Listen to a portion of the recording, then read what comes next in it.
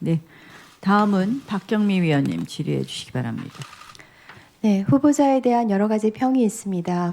부드럽지만 강하다, 균형 감각을 갖추었다, 실사구시형 정치인이다, 화합의 리더십이다, 또 함부 로비를 거절한 유일한 정치인으로 청렴의 아이콘이기도 합니다. 후보자가 국회의장 시절 해외 순방에 동행한 적이 있는데요. 시차와 빡빡한 일정 속에서도 현지 기업인 교민 간담회에서 쏟아진 제안을 깨알같이 메모했다가 한 분 한 분 맞춤으로 답변하는 것을 보고 제가 정말 감동을 했었습니다. 국무총리가 되시면 그처럼 한 분의 목소리도 놓치지 않고 담아내는 따뜻한 총리로 국민들의 기대감에 부응해 주시기 바랍니다. 그렇게 하겠습니다. 네, 일각에서 제시되는 삼권 분립에 반한다는 비판이요. 임명권자인 문재인 대통령은 후보 지명 때 이런 우려에 대해 충분히 설명을 하셨고 후보자 역시 삼고초려를 하다가 고심 끝에 결단하신 것으로 알고 있습니다. 근데 이게 만약 삼권 분립 위배라면 이에 해당하는 사례들은 쉽게 찾을 수 있습니다. 이회창 국무총리의 경우 대법관, 감사원장, 국회의원을 했으니까 사법부, 행정부, 입법부를 넘나든 것이고요. 또 멀리 갈 것도 없습니다. 지금 자유한국당 대표는 국무총리와 대통령 권한 대행까지 지냈는데 입법부에 진출하려고 하고 있지 않습니까? 또 해외에서도 그 프랑스의 자크 샤방 델마스는 국회의장에서 총리로, 또 총리에서 국회의장으로 옮기면서 재직한 전례가 있습니다. 그리고 더 특이한 사례도 있는데요. 박근혜 대통령은 2015년 새누리당 의원 3분을 청와대 정무특보에 임명한 적이 있습니다. 국회법에는 국회의원이 겸직할 수 있는 예외적인 사항을 3가지 열거하고 있는데 이 정무특보는 3가지에 해당한다고 보기 어려운데도 이제 무리하게 임명한 전례가 있습니다. 그럼에도 불구하고 삼권 분립 위배로 비판하는 것은 언어도단이라고 생각을 하고요. 그리고 야당은 지금 의장 출신 총리로 인해서 행정부 견제가 제대로 이루어지지 않을 것이라는데 현직 국회의장조차 무시하는 행태를 보이면서 전직 의장에게는 예우를 해야 되기 때문에 견제를 하지 못한다.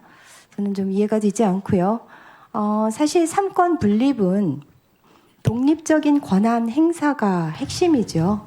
그래서 우리 국회는 총리가 누구인지와 상관없이 행정부를 견제할 수 있는 제도를 갖추고 있습니다. 그러니까 사람에 따라서 견제가 가능하고 가능하지 않은 것이 아니라 시스템에 의해서 보장되어 있다는 것입니다. 그리고 국가 의전 서열 2위에서 오히려 강등되는 것에 대한 지적이요. 그래서 저는 의전 서열이라는 형식에 얽매이기보다는 내용을 선택하는 파격을 몸소 실천한 것은 후보자의 또 다른 희생정신으로 볼 수 있다고 생각을 하는데요. 그 후보자가 결단을 내렸던 사례가 또 있었죠. 그러니까 2006년 2월 참여정부의 후반기로 매우 어려운 때였습니다. 당시 열린우리당 원내대표 겸 당 의장을 맡고 계실 때도 이제 산업자원부 장관직을 어렵게 수락을 하시고 기업 현장에서의 경험을 살려서 큰 역할을 하신 바 있습니다.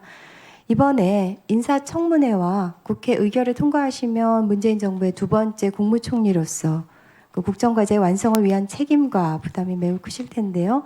앞으로 총리로서의 포부에 대해서 좀 간단히 밝혀주시죠. 네, 제일 중요한 것은 경제 활력을 찾는 일이라고 생각합니다. 그리고 4차 산업혁명의 물결이 도도하게 몰려오고 있습니다.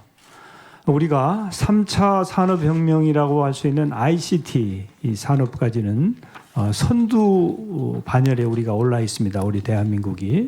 5G도 우리가 제일 먼저 했고요.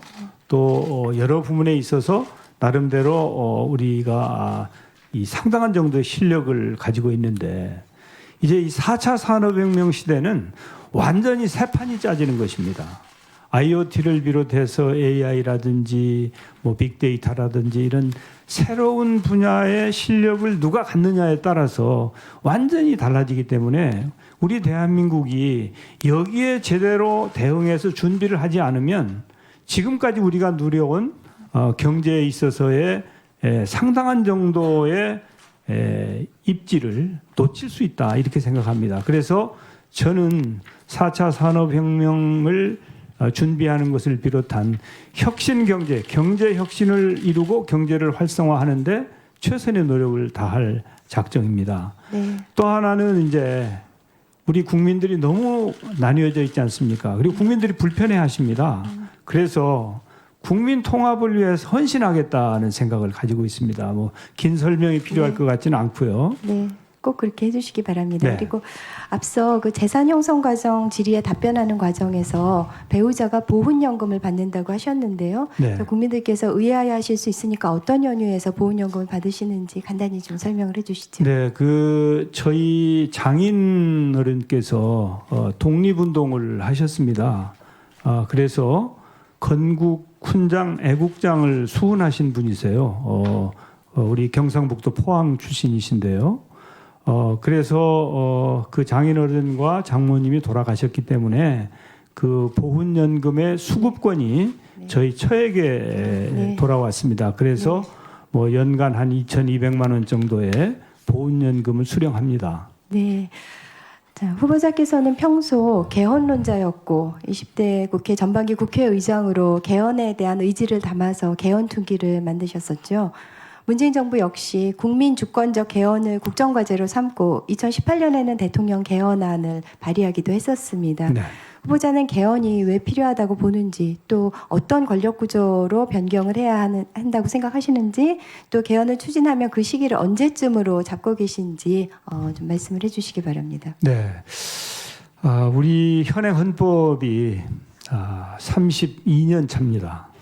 지난 32년 동안에 우리 대한민국에 엄청난 변화가 있었는데 우리 헌법은 그 변화를 담고 있지 못합니다.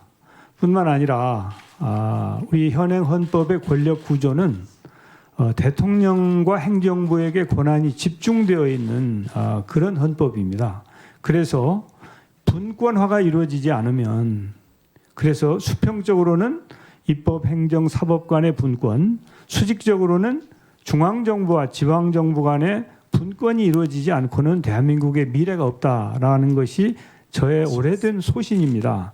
그래서 의장 시절에 개헌을 성공시키기 위해서 많은 노력을 했지만 결국은 그것을 이루지 못했습니다.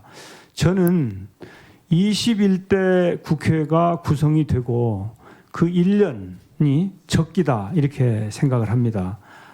이제 우리 20대 국회의원들은 거의 90%가 개헌에 찬성하고 있는 입장이어서 21대도 상당히 높은 비율로 우리 의회는 개헌에 찬성할 것이다 이렇게 생각하고 있고요. 또 저는 대통령께서도 개헌에 반대하지 않고 계시고 해서 21대 국회가 구성이 되면 1년 내에 꼭 개헌이 이루어졌으면 좋겠다는 소망을 가지고 있습니다. 물론 뭐 국무총리는 다른 일을 하는 것이지 개헌이 총리의 주된 일은 될 수 없습니다. 그렇지만 저는 이제 정치인으로서 그런 소신을 가지고 있다는 말씀을 드립니다. 네. 자, 수고하셨습니다. 다음